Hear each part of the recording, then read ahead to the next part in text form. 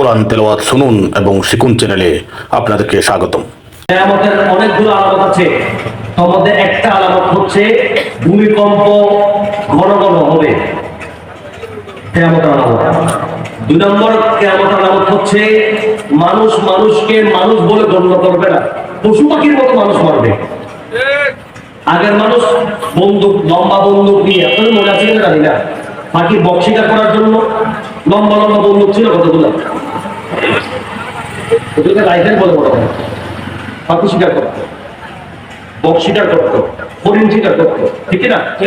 আর এখন লম্বা গুলো ব্যাখ্যা হয়ে গেছে, হাতের ভিতরে চলে আসে, ভিতরে আসে। আমার ভিতরে মাল আছে কিনা আপনারা জানেন না, এটা মাল বলে, অস্ত্র বলে না, ওটা মাল আছে না, ওটা মাল নয়, লোড আছে কিনা, মাল লোড আছে, কোন লোড হবে, পাইপ ভ্যাকসিন আছে ভিতরে, টাইট একদম বেশি হবে তুলবে, কথা তো না। হাতি নেই মাত্র বেশি না পারে, বেশি হবে যে মাত্র দুবো, দুপুরি সালে জমা করে গেলে বেশি হবে যে মাত্র দুবো, তাও হাতে ভিজে ভিজে ইতে প্রচারণা চলাই কি হাতি নেই এলো বড় সব কথা আছে কি, এরপরে টুস টুস মোবাইলে করে দিয়ে মানুষের জানের নিরাপত্তা নাই, সন্ত্রাসী বাড়ছে না কমছে, রক্তপাত বাড়ছে না কমছে, চাঁদাবাজি রাহাজানি বাড়ছে না কমছে। আল্লাহ আমাদের দেশকে যেন হেফাজত করে। আজকে রাতের বেলা মাহফিল থেকে আসতে ভয় লাগে, শঙ্কিত আতঙ্কিত। গতকাল কর্ণফুলি মাহফিল করে যখন রওনা করলাম, আমাকে একজন ফোন করে বললো, হুজুর কোথায় আছেন? আমি কর্ণফুলিতে আছি। বলো হুজুর মসজিদটা এখানে গন্ডগোল চলতেছে, আপনি টানেল দিয়ে চলে যান। আমি বলি আপনিটা বসতেছে এত রাতে গন্ডগোল, আচ্ছা দেখি আল্লাহ কি করেন, এই অবস্থা ব্যবধান দেখলে চলে যাবো। আল্লাহ হেফাজত করছেন। এটা নাকি 12টার কথা শুনতে গেছে, দেখছি অনেক রাস্তা সে রাস্তার মধ্যে পড়ে আছে। আমি মনে করলাম যে আজকে মিনিমাম বেশ কয়েকটি গাড়ির গ্লাস ভাঙা হয়েছে। জানি না আমার কত ভাই বাংলার কত মায়ের বুক খালি হয়েছে, জানি না কত মায়ের সন্তান আজকে মেডিকেলে কাটছে। কথা বলেন ঠিক কিনা? কেন কেন এই হত্যা, কেন এই নির্মমতা? আমরা পশু হয়ে গেছি কেন? মানবতা কোথায় গিয়েছে?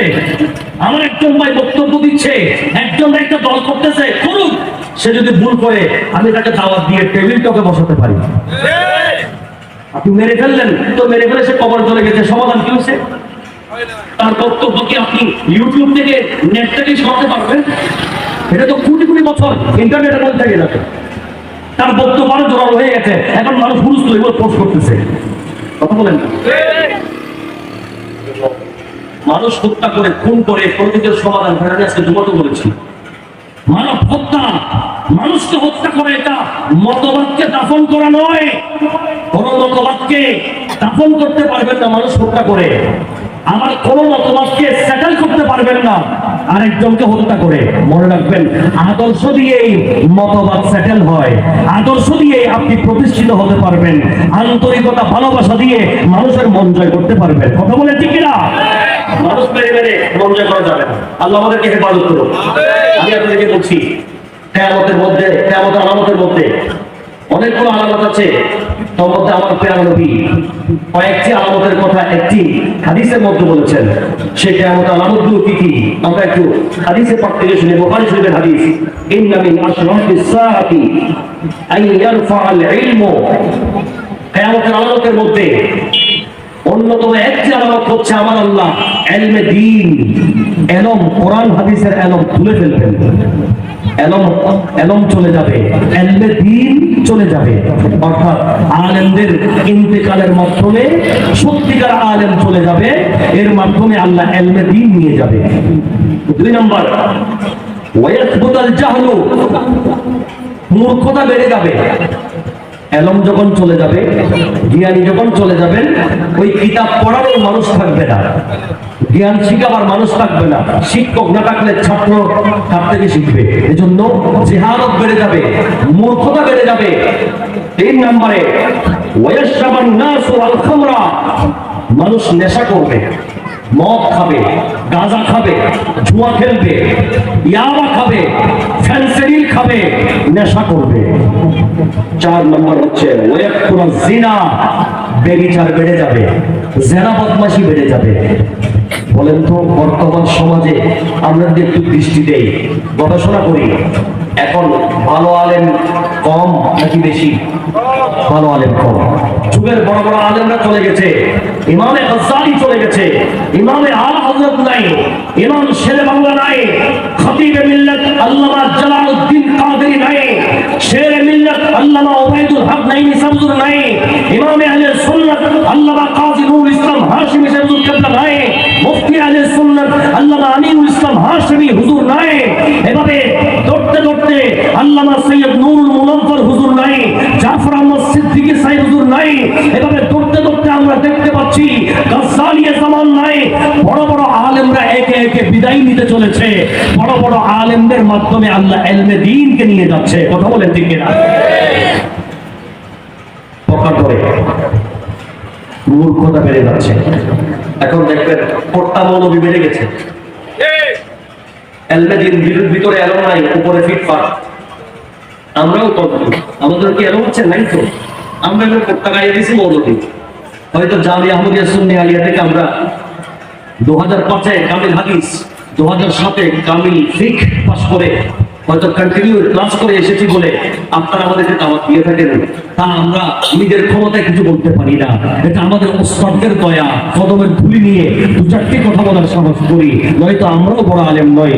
যেখানে ইমামে আহলে সুন্নাত আল্লামা হাশিমি সাহেব হুজুর, যেখানে শের মিল্লাত নাইমি সাহেব হুজুর, যেখানে গজ্জালিয়া জামান হুজুর, যেখানে যুগের শ্রেষ্ঠ আলেমরা নুরুল মুনাফফর সাহেব হুজুর বর্তমানে জীবিত, আল্লামা মুফতি সৈয়দ ওসিউর রহমান সাহেব হুজুর, আল্লামা মাইনুদ্দিন আশরাফি সাহেব হুজুর, আল্লামা মুফতি কাজী আব্দুল ওয়াসির সাহেব হুজুর, আল্লামা মুহাদ্দিস সুলাইমান আনসারী সাহেব হুজুর, আল্লামা মুহাদ্দিস আশরাফুজ জামান আল কাদরি সাহেব হুজুর, আল্লামা মুফাসসির নিজামউদ্দিন আমাদের নিজামী সাহেব হুজুর, শফিউল আলম নিজামী সাহেব হুজুর, আল্লামা আবুল কাসেম নূরী সাহেব হুজুর থেকে শুরু করে জগৎ বিখ্যাত আলেমরা, যেখানে এনাদের সামনে আমরা তো ওনাদের জুতা বহন করার ক্ষমতাও রাখি না। এনাদের জুতা বহন করার সেই যোগ্যতাও তো আমাদের নাই। কথা বলেন ঠিক না? মানে এলম চলে যাবে, মূর্খতা বেড়ে যাবে, সাথে সাথে মানুষ নেশা করবে। এখন যুবকদের পকেটে পকেটে ইয়াবা থাকে, কথা বলেন না। এবং সাথে সাথে জেনা বাড়বে, মানুষ জেনা করাটাকে ফ্যাশন মনে করবে। কলেজের ছাত্ররা এখন বান্ধবী নিয়ে ঘুরে, বন্ধু নিয়ে ঘুরে না, বলে বন্ধু তোর সাথে ফোনে কথা হবে, আমি একটু বান্ধবীর সাথে ডেটে যাচ্ছি। কই যাও? বলে একটা রেস্টুরেন্টে খাইতে হবে, আজকে কমিটমেন্ট দেওয়া হচ্ছে, প্রমিস করা হচ্ছে, আজকে ডেটিং এ যাবো। তো আগেকার আমরা মার্কেটে যেতাম, বেড়াতে যেতাম, বন্ধুদেরকে সাথে ঘুরে বন্ধু বন্ধু যেতাম। আর এখনের ছেলেরা বন্ধু নিয়ে যায় না, বান্ধবী নিয়ে যায়। কথা বলে ঠিক না? আগে আমার বোনেরা বান্ধবী বোনকে নিয়ে, বান্ধবী মেয়েকে নিয়ে বেড়াতে যেতেন। আর এখনের মেয়েরা সবাই না, লেটেস্ট আধুনিক কিছু মডার্ন মেয়ে আছে, এরা এখন মেয়ে মেয়ে বলে একই লিঙ্গ, ভালো লাগে না। আমি আমার ফ্রেন্ডকে, বয়ফ্রেন্ডকে নিয়ে যাবো বেড়াতে, যাই কি যায় না? আছে না নাই? তো সেখানে গিয়ে কি আপনি কি করছেন? আপনার মেয়েকে বন্ধুর সাথে বেড়াতে দিচ্ছেন, ছেলেকে বান্ধবীর সাথে বেড়াতে দিচ্ছেন, তার মানে ইয়েলরে মোয়াফরে খুঁড়ো বাগা দিয়ে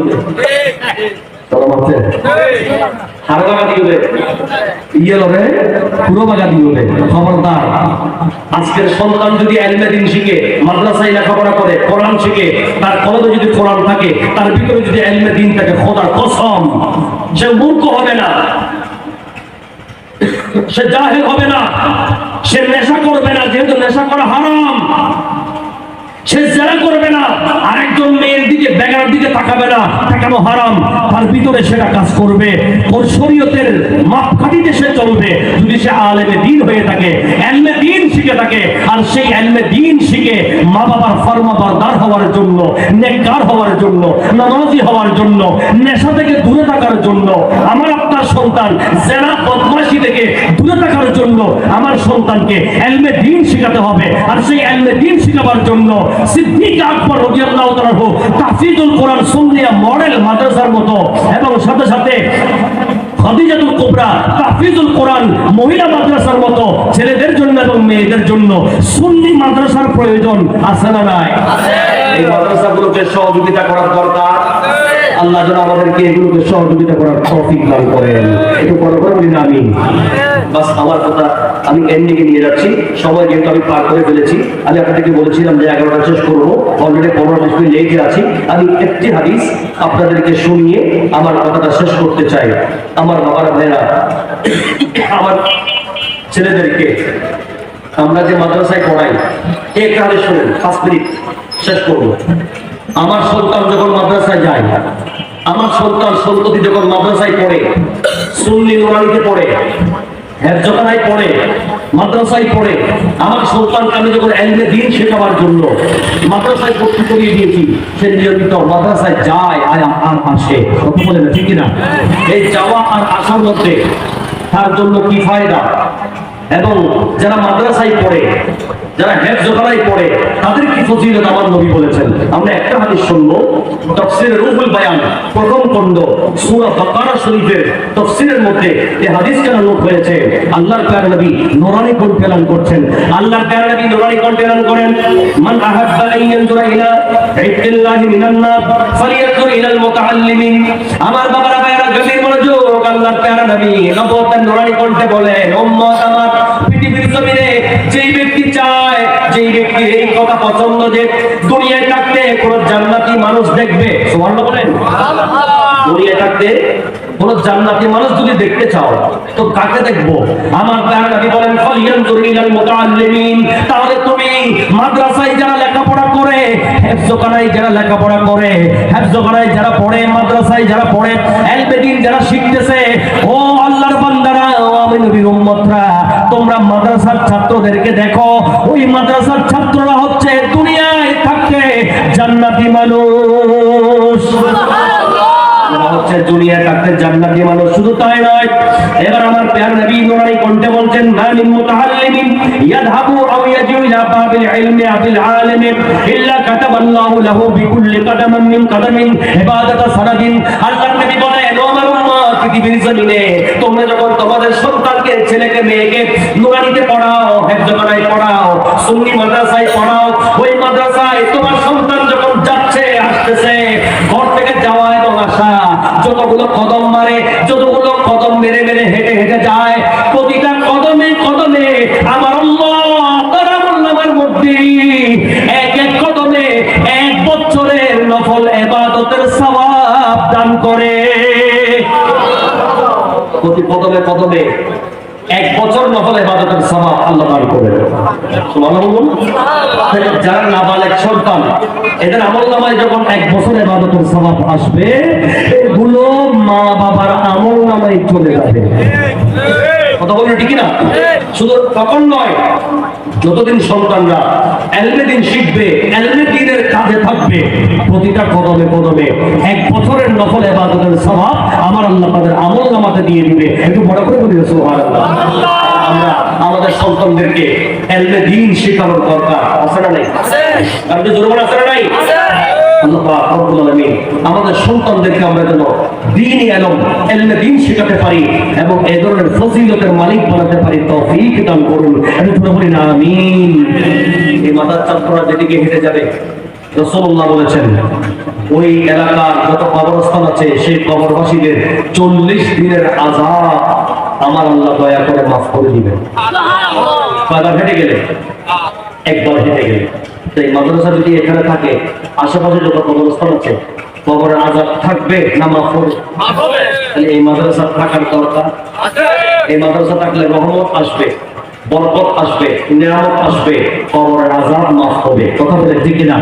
আল্লাহ পাক এই মাদ্রাসার প্রতিষ্ঠাতা, এই মাদ্রাসার শিক্ষক, শিক্ষিকা, গার্ডিয়ান, ছাত্রছাত্রী, শুভাকাঙ্ক্ষী, সহযোগী সবাইকে কবুল করুন। সবাই কি আমাদের কি বলতে পারবো না? একটু বলবো না আমি? আখিরু দাওয়ানা আলহামদুলিল্লাহি রাব্বিল আলামিন।